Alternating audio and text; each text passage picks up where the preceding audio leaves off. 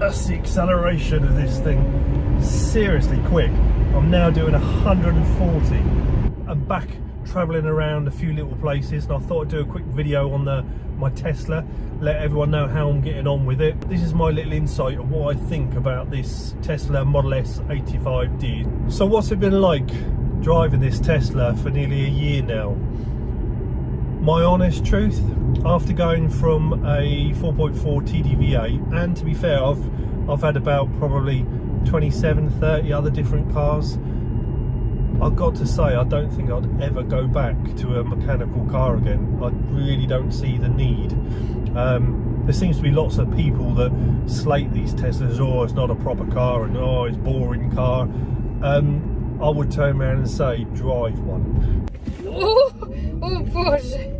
Seriously, I was a bit of a petrol head before. I've had many fast cars, Porsches and stuff like that, Audi S4s, you name it. And to be fair, this car pretty much, well no it doesn't pretty much, this car beats them all. It's a fantastic car, very economical, and it's the best car I've ever owned, and that's saying something. So I'm currently on a trip on my way back actually from Chernivtsi, from Kolomia, which is about 70 odd kilometers, and I'm averaging 144 watt hours a kilometer. That's over the last 50 kilometers. The car's got AP1, it drives itself like one of the newer, there's a nice big pothole we just hit. It's not like the newer ones that you get with all the cameras and stuff like that, but I've been told that actually sometimes this one does a better job. It's not as hesitant on certain things. So yeah, in general this car's fantastic. I think I charged it up last night from 32% to 79%, and I think it cost me about, in English, about £1 or £1.30. It was 79 hryvnia. I think hryvnia's about 56 to £1 currently.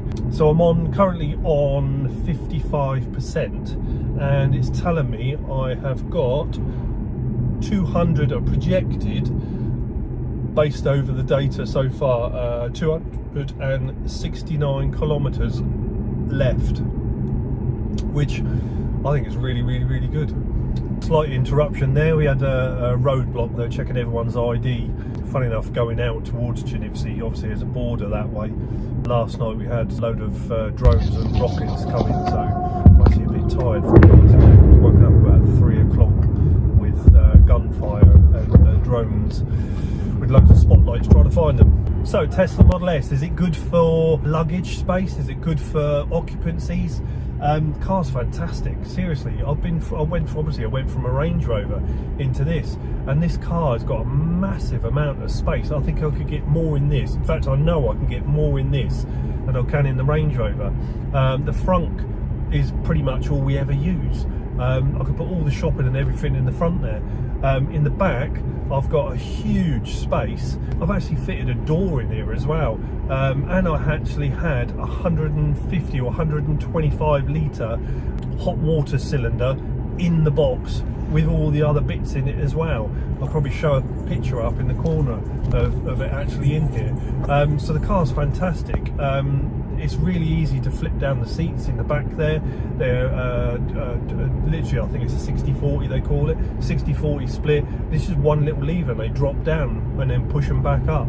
But when you flip that down, you can get such, actually no, I'll tell you what we did fit. I don't know where I got a picture. If I did, I'll put it up there. We actually fitted 2 deck chairs for our swimming pool that we're doing, and we've done that twice now. Literally we put 2 in there at once and then 1 in there, so you can actually fit a deck chair in here, and I believe that's over 1.9 meters long. It actually fitted in it, which I was quite amazed about. So yeah, space wise, this is it's a phenomenal amount of space. You can get so much in here. And the other nice thing, if you want, but to be fair I don't really use it, is the big sunroof that you can probably see in one of the earlier on in the video. Sunroof's huge, moonroof I think they call it, and yeah, I've never had any problems with it. I greased it up a little bit, made sure it was sliding nice, and so far it's been really good, touch wood. Funny, I was watching a video the other day where Lucy on Cars on YouTube, she tested a model, newer Model Y, I think. I don't believe she put it in full power because I didn't seem to be that fast. She wasn't that wowed by it. Although I do believe it's just a rear wheel drive. Sorry, car's talking to me. Yeah, it's just a rear wheel drive one. And I suggested that potentially she probably did want one, but she couldn't with regards to it. But she did reply and turn around and say that she can't ever see herself in a Tesla. There was lots of comments on there that people that were petrol heads and have converted over to EVs, and they said they'd never go back, and I would actually agree with that. I really would agree with that. You can have so much fun in these cars. There was a few comments where people turned and said, oh yeah, wait until such a time later on and stuff like that. I'm on 100 or 211,000 kilometers. What's that, 131,000 or something like that miles per hour, miles. And I still get a really long range on this. It still seems to be where it should be with the manufacturers. In fact, when I took it to get the battery checked on it, they turned around and said it was excellent health, so it's actually really good. So I don't know why people slate these cars and people think these are so boring. I actually believe it's someone that's never driven one for over a longer period, just actually sat in one and stuff like that. Everyone says they're plain inside and they're boring. Do you know what? They're designed fantastic and they do exactly everything you need it to do. And with regards to the fun thing, this is an S85D. I actually do 0 to 60 in 4.2 seconds. There's different varying things online you can read up. Some say 5.2 seconds, but actually the true figure is around about 4.2 seconds. And trust me, I just drive this around in chill mode, and that's quicker than most cars. If I put this into a standard mode, take it off a range road, you put your foot down this thing and it's phenomenal. It really is fast, faster than you'd ever need. And to be fair, I don't understand it why people slate it or they're boring. Tell me any other car that you could buy for this money that would actually do 0 to 60 in 4.2 seconds. You're up in supercar territory, and this was 2016. The cars are way quicker than that now. This is still like quicker than most cars. In fact, I think it's up with what, the Lamborghini and Ferraris and stuff like that, and those cars were like £250,000. So I don't know why people slate these so much, and they are luxurious. I've got Alcantara, leather everywhere, digital dash, navigation screens, and if you're so inclined, you can even make your car fart. Just like that, or like that, or like that, or like that. I mean, Bluetooth, I've got Spotify. What more do you want? Seriously, what more do you want? I'm going to quickly slow it down here. I'm doing, there's nothing behind me, I'm doing 12 kilometers an hour. That's the acceleration of this thing. Seriously quick. I'm now doing 140. Honestly, it puts a smile on my face every time.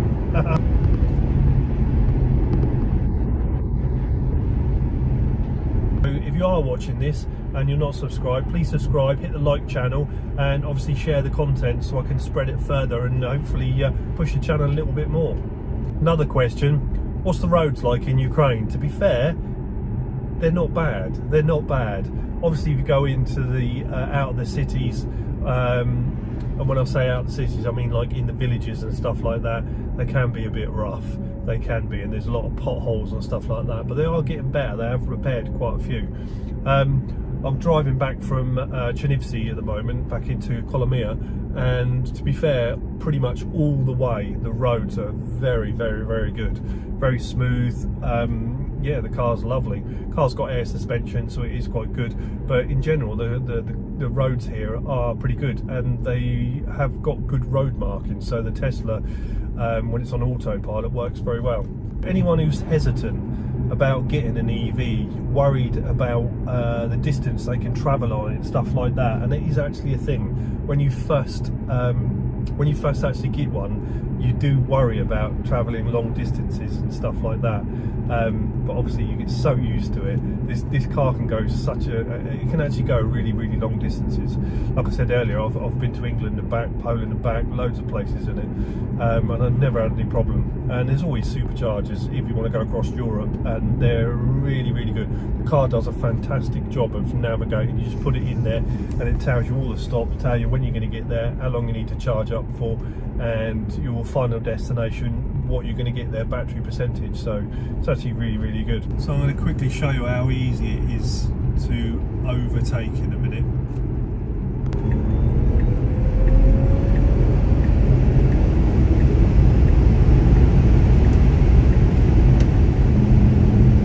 There you go, overtook 3 cars, back down to normal speed. Car's very responsive, instant torque. That's one thing I was going to say as well. I don't think that Tesla's fantastic, but you know what, works pretty much every time for me. All I ever use it for is playing different types of music. It understands that. It understands navigate to home. It's not going to understand navigate to the Ukrainian words out here, because it comes up with some really funny things when it says that. So my conclusion, you know, I actually think this is one of the best cars, performance cars, you can buy for the money. Newer ones, obviously they're not in that league because they're much more money, but I think in England you can pick 2016 one of these up probably around about the 12,000–14,000 pound mark. And I actually think for that sort of money, when you look at it, what can you actually get? Most people are put off by these because they think, oh, they only do 220, 230 miles and stuff like that.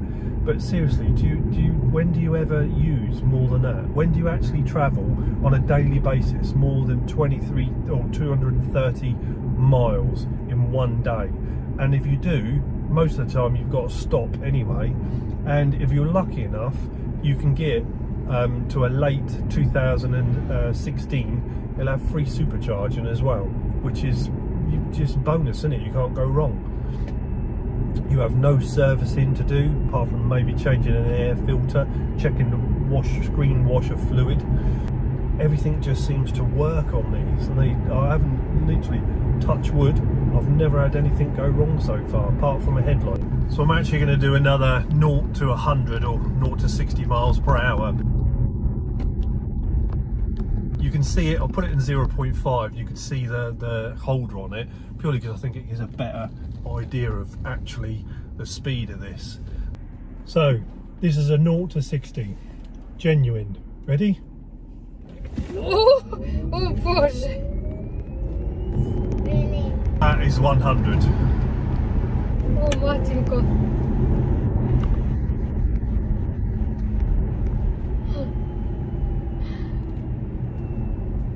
Fun? Duże. As you can see, pretty quick.